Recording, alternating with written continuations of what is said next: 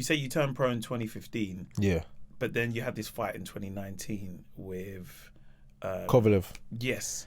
And that's in Russia. Yeah. See, I told you I'm a madman. People would like to be, why you can't Russia? And I seen this fight. I watched this fight. It was on BT, wasn't it? BT. Yeah. Before it changed to TNT.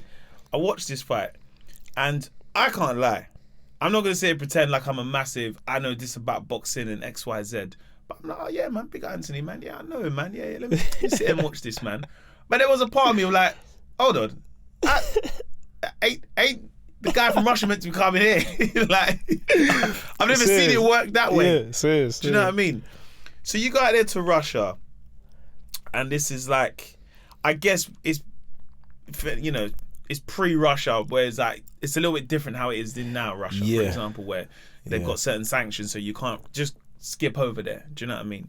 So you go over there 2019. They say that you had your bags you lost your bags. I didn't lose my bags.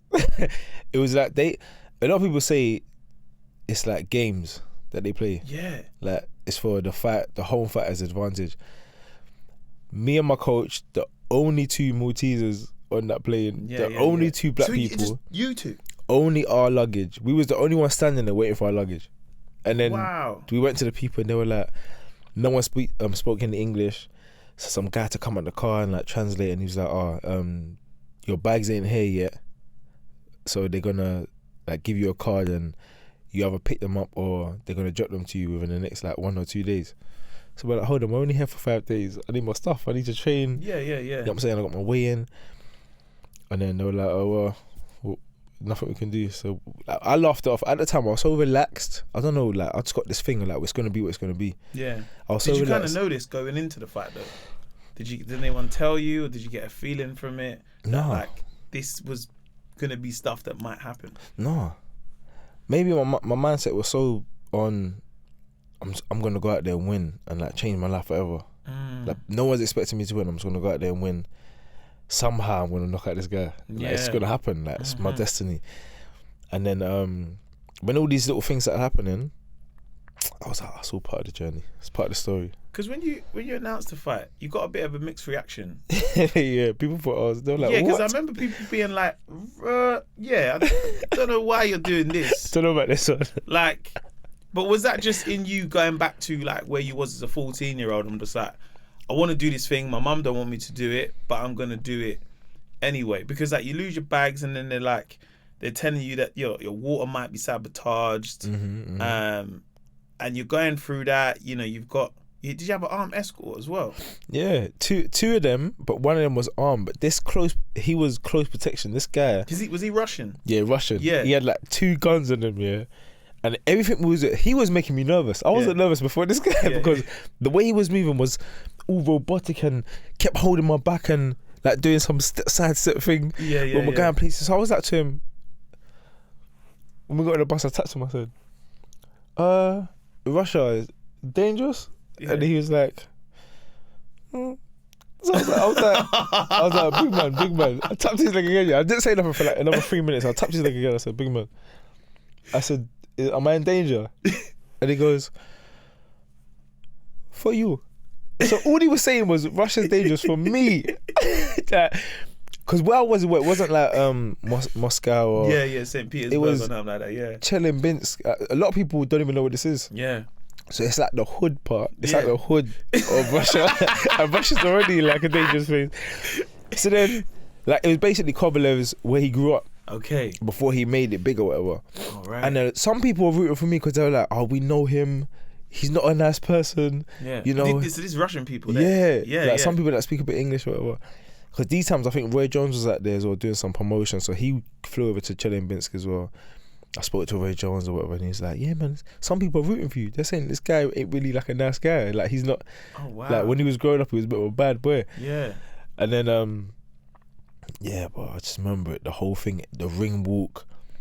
They were just dictating, like, what we can do, what we can't do. After the weigh-in, so when you're saying about the water, they tried to bring me a bottle, like, you know them lids, them glass bottles where you go, doom, like, you take off the, take off the lid, like, where they refill it.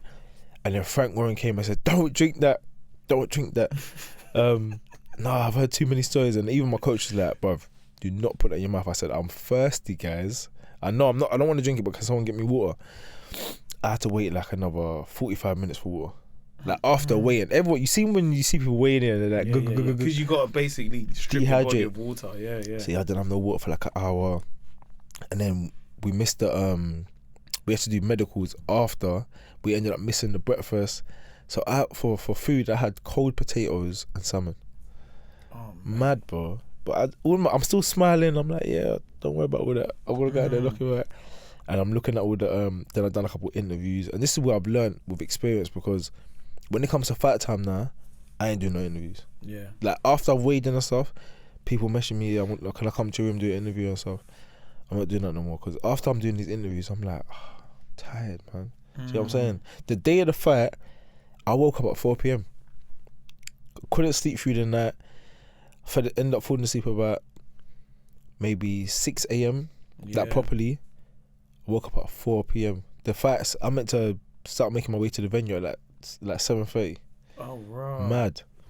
Mad. So how like, you're all the way in another country, you know, they're sabotaging, or potentially, allegedly sabotaging the water. You've lost your luggage.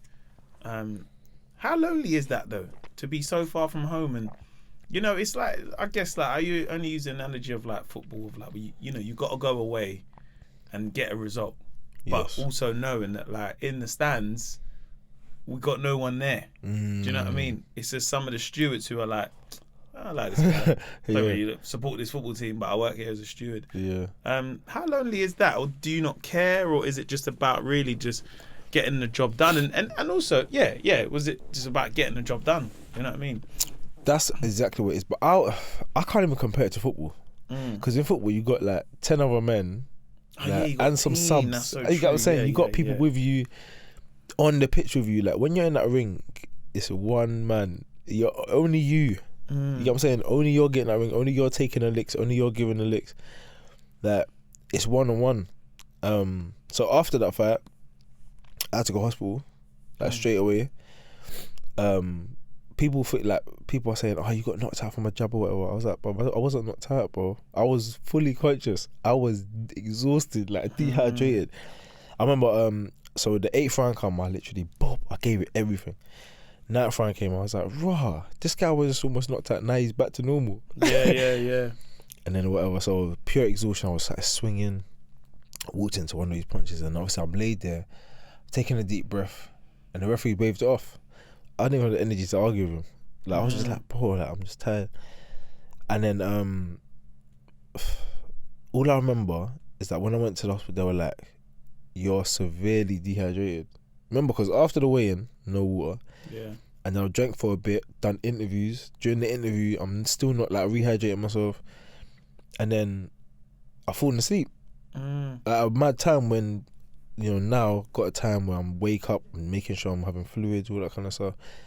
I was done at. Done at, bro. Yeah, and they put me on the drip. They were like, "Yeah, you're dehydrated."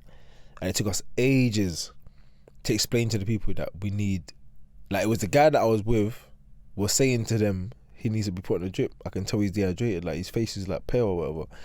And they were like, "Oh, it's okay, like he's got a black eye, we're gonna give him like painkillers."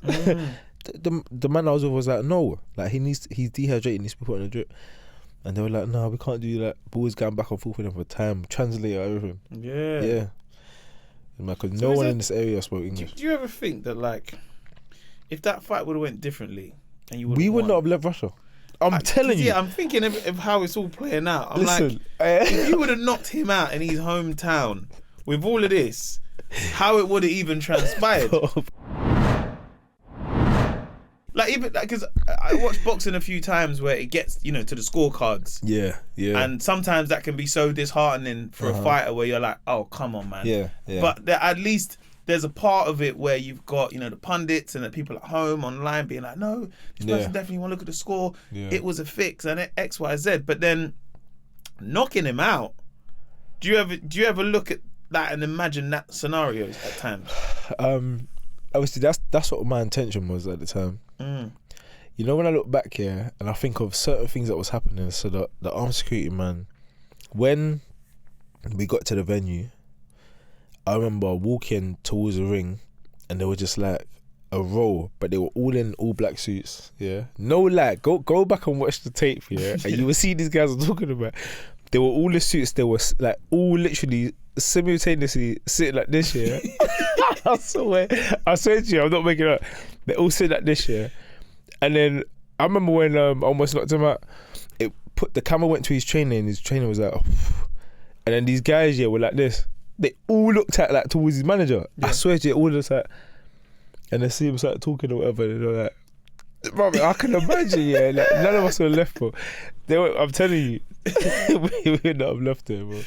Yes, what's good, people? My name's Mo Gilligan, and you just watched my podcast highlights of the beginning, middle, and end podcast. Now, if you did like this, feel free to like and subscribe. And if you want to catch the whole thing, I'm talking the whole juicy thing, make sure you go listen it on the Global Player or wherever you catch your podcast. Take care. Peace.